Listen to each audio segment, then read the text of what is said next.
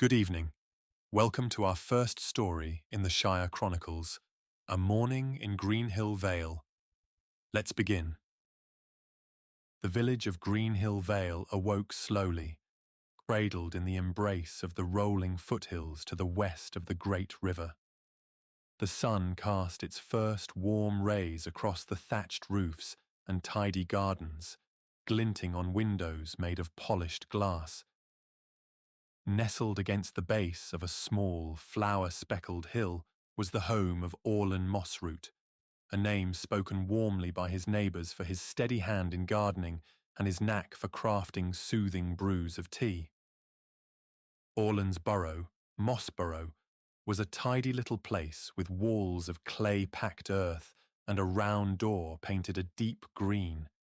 Inside, the aroma of dried herbs and beeswax candles mingled pleasantly. A gentle snore came from Orlen's bedroom, where the round-faced hobbit-like man had spent most of the night reading an old, tattered book about herbal remedies. His spectacles sat askew on his bedside table, next to a teacup still half full. The first sound to stir Orlen was the faint chiming of windbells he'd hung outside the kitchen window. Their soft, melodic song carried on the morning breeze, mingling with the distant murmur of the creek that ran through the vale. He yawned, stretched his arms, and blinked at the sunlight filtering through the round, green glass of his window. "Morning already," he mumbled to himself, rubbing sleep from his eyes. "Best get to it, then." Orlen dressed in his favourite vest, a brown one embroidered with golden stitching that reminded him of autumn leaves, and shuffled into his small kitchen. He lit a fire in the stove and set about preparing breakfast. A loaf of bread toasted on the hearth, a dollop of blackberry jam, and a pot of strong chamomile tea. He ate slowly, savouring the peaceful quiet of the morning, though he couldn't help but feel a faint twinge of unease that he couldn't quite place. After breakfast, Orlen stepped outside, taking a deep breath of the crisp, dewy air. His garden stretched before him like a painter's canvas, rich with colour and life. Rows of sunflowers swayed gently in the breeze, and the vines of his prized honey squash climbed a trellis he'd built last spring. Orlen crouched near a patch of lavender, brushing the soil with his fingers to test its dampness. As he worked, the rustle of the wind in the trees and the hum of bees created a comforting melody that made the world feel far away and safe. He was inspecting a cluster of blueberries, plump and dark as ink, when a soft, uncertain voice broke the stillness. "Master Mossroot?" Orlen turned to see a young woman standing at the edge of his garden. She was thin and pale, with chestnut-brown hair tucked under a simple bonnet. In her hands, she clutched a small bundle wrapped in linen, holding it to her chest as though it might break. Orlen straightened, brushing dirt from his hands. "Good morning, Miss Serene," he said warmly, recognizing her as one of the shopkeeper's daughters. "What brings you here so early?" Erin hesitated, her eyes darting to the ground before meeting his. I found something, sir, near the old willow by the creek. It looked odd. I didn't know who else might know what to do with it." She held out the bundle, and Orlen stepped closer, his curiosity piqued. As he unwrapped the cloth, a small stone fell into his hand. It was cool to the touch, darker than a moonless night, with veins of silver running through it like frozen lightning. Strange symbols were etched into its surface, symbols that Orlen didn't recognize, but that stirred something deep in his memory. "It's unlike anything I've seen," Erin said, her voice barely above a whisper. "I thought it might be, well, something dangerous." Orlen studied the stone carefully, turning it over in his fingers. There was a faint hum to it, almost imperceptible, like the vibration of a struck tuning fork. It was as though the stone held some kind of energy, lying dormant but not entirely at rest. "Where exactly did you find this?" he asked, his tone more serious now. "Under the willow," she replied. "Near the roots. I almost didn't see it. It was covered in moss, like it had been there for ages." Orlen frowned. The willow by the creek was well known in the Vale, a tree so old that even the elders couldn't remember a time before it. If the stone had been lying there all this time, how had no one noticed it until now? "You did the right thing bringing it here," he said, tucking the stone back into the cloth. "I'll look into it."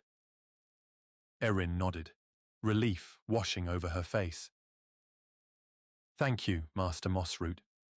I didn't want to keep it. Something about it feels wrong." As she turned to leave, Orlen watched her go, his thoughts heavy. He was a simple man, more at home with trowels and teapots than mysteries, but the stone felt like something that couldn't be ignored. Orlen carried the stone back into Mossborough, wrapping it carefully in the linen bundle. He set it on his sturdy oak kitchen table, the symbols glinting faintly in the soft light that filtered through his round window.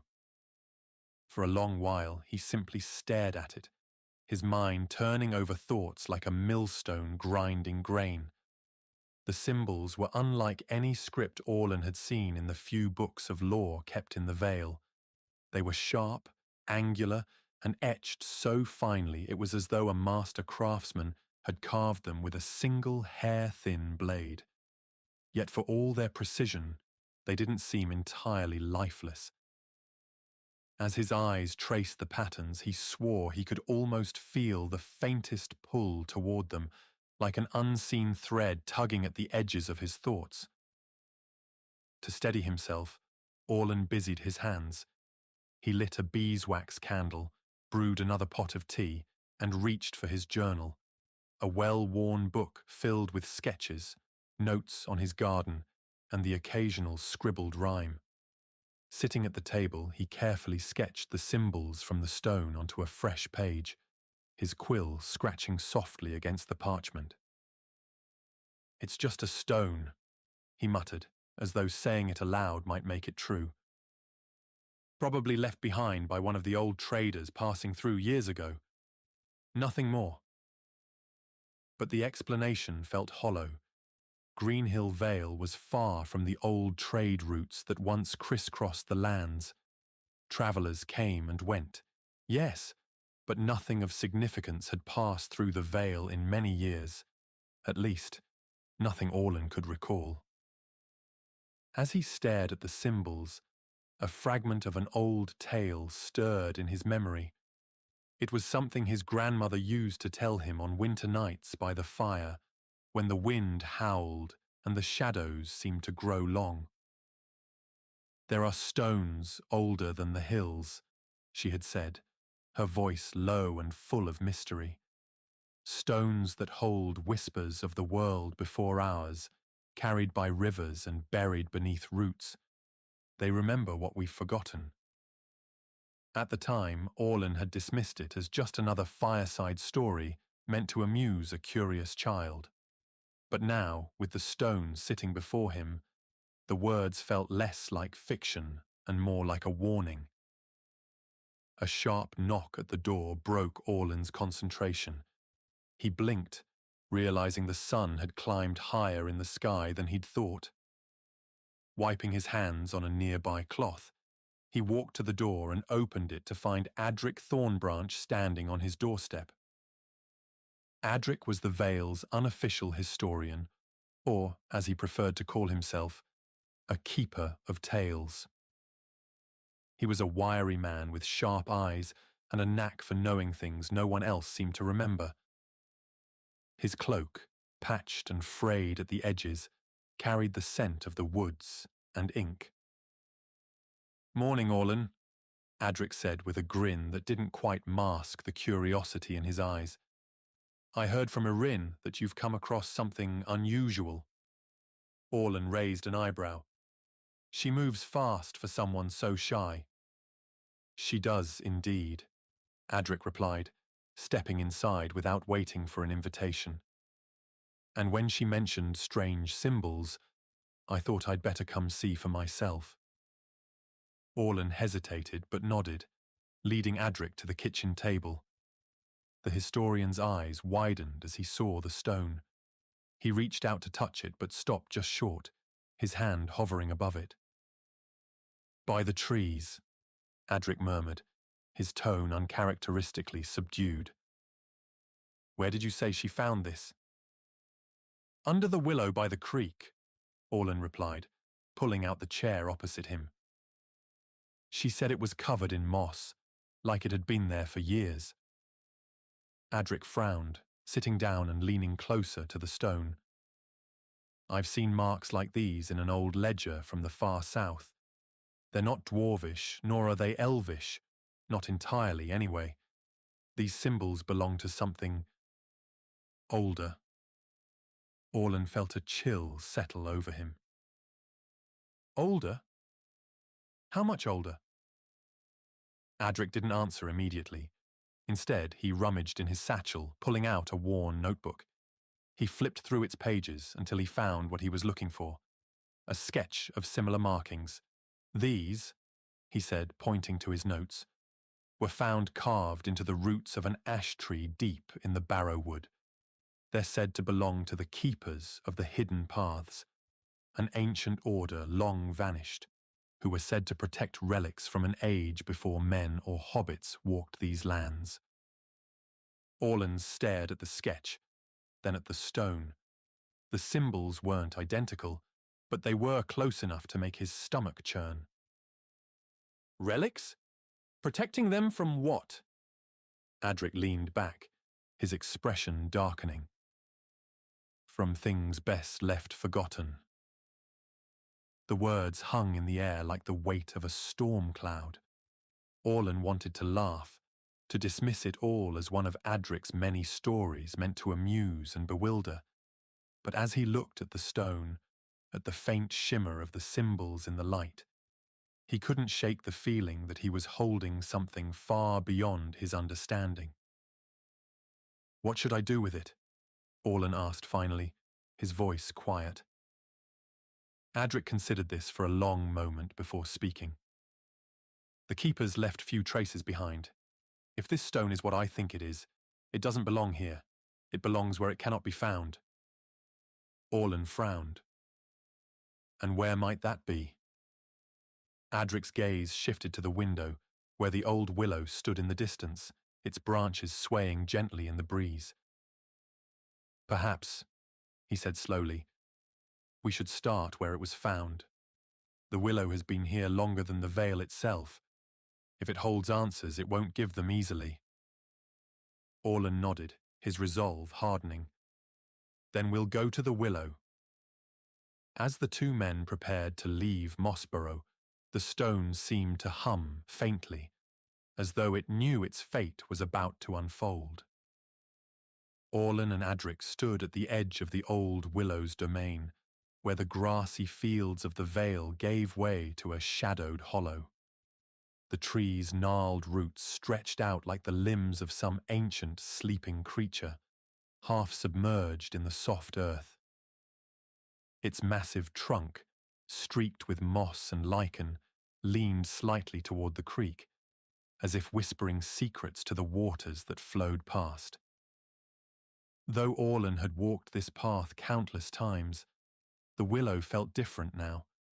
The air beneath its canopy was heavy, as though the tree itself pressed its presence into the ground and sky alike. The creek's gentle babble seemed muted, replaced by the rustling of leaves that sounded almost deliberate. Odd, isn't it? Adric said, his voice low. How it feels as though we're being watched. Orlen nodded, clutching the cloth-wrapped stone in his hands. It's always been a quiet place, but now it feels expectant. Adric stepped forward, his boots sinking slightly into the damp earth near the roots. He crouched, running his fingers along the grooves in the bark. "Do you see these markings here?" he asked, pointing to faint scratches that wound around the base of the trunk. Orlen peered closer, squinting. The marks were subtle, almost erased by time and weather, but there was a pattern to them, a series of intersecting spirals and lines that seemed to hum faintly in his mind, much like the stone in his pocket. "I never noticed those before," Orlen said. Adric pulled a small vial from his satchel, pouring a thin stream of water over the markings. As the bark darkened, the lines became clearer, forming a symbol that mirrored one of the etchings on the stone. "It's the same," Orlen whispered, the realization sending a chill down his spine. Adric nodded grimly. "Whatever this stone is, it wasn't just lying here by chance. The willow was its keeper, at least for a time." As the two men examined the markings, a low, creaking sound echoed through the hollow. Orlen froze, his hand instinctively tightening around the stone. The willow's branches swayed, though no breeze stirred the air. A soft groan, like the settling of ancient wood, came from beneath them. "Did you hear that?" Orlen asked, his voice barely above a whisper. Adric didn't answer immediately. Instead, he knelt near the largest root, where the soil had begun to shift. Slowly, almost imperceptibly, a small opening was forming, a dark hollow beneath the base of the tree, as though the roots themselves were moving aside. "This is no accident," Adric said, his tone both awed and wary. "The tree knows we're here." Orlen hesitated. "Knows? Trees don't know things." Adric gave him a sharp look. "Don't they? The oldest trees, ones like this, they've seen more than we ever will, and some of them remember." The opening widened just enough for a person to crawl through. From within came a faint glow, pale and silvery, like moonlight caught in water. Orlen swallowed hard. "You're not suggesting we go in there, are you?" "You have the stone," Adric said simply, gesturing toward the cloth in Orlen's hand. "And something in there seems to want it back." Orlen hesitated, his mind racing. He had always thought of himself as a practical man, one who believed in good soil and steady work, not in ancient stones or talking trees. But standing here, with the willow creaking above him and the stone humming faintly in his hand, he felt as though he had stepped into one of his grandmother's old tales. Before he could talk himself out of it, he crouched down and peered into the opening. The glow from within wasn't bright, but it pulsed gently, drawing him in like a moth to a flame. "I'll go first," Orlen said, surprising even himself. Adric raised an eyebrow but said nothing, stepping back to let him pass. Orlen tucked the stone securely into his vest pocket and crawled into the hollow, the damp earth cool against his hands. The narrow tunnel twisted downward, the glow growing brighter with each step. The air within the hollow was cool and strangely still, carrying the faint scent of wildflowers and something metallic, like the tang of iron after a summer storm. As the tunnel opened into a wider chamber, Orlen found himself kneeling in a space unlike anything he'd imagined. The chamber was small, no taller than twice his height, but its walls shimmered faintly with the same silvery light as the stone. Runes and spirals etched into the walls glowed softly, pulsing in time with the faint hum in his pocket. At the center of the room lay a pedestal of smooth, polished stone, its surface inlaid with patterns that matched those on the walls and the stone he carried. Adric's voice startled him from behind. "I've heard of places like this," he said, his tone reverent. "Hidden sanctuaries, they called them. The keepers used them to guard things of great power or great danger." "Danger?" Orlen echoed, his unease growing. Adric stepped closer, his gaze fixed on the pedestal. Some relics were made to preserve knowledge, others to protect. But a few were meant to contain things that shouldn't be allowed to roam free. Orlen's hand instinctively went to the stone in his pocket. "And this? Which is it?" "That," Adric said, his eyes narrowing, "is what we need to find out." As Orlen approached the pedestal, the hum of the stone grew stronger, vibrating faintly against his chest. It was as though the stone knew this place, recognized it, and was eager to return. He hesitated, his hand hovering over his pocket. "What happens if I put it there?" he asked, glancing at Adric. The historian shook his head. "That depends. Does the stone belong here, or was it meant to be hidden elsewhere?" Orlen frowned, his mind racing. Every instinct told him to be cautious, but the pull of the stone was undeniable. Slowly he withdrew it from his pocket and placed it on the pedestal. The reaction was immediate. The glow of the chamber intensified, the runes flaring brightly as the air filled with a deep, resonant hum.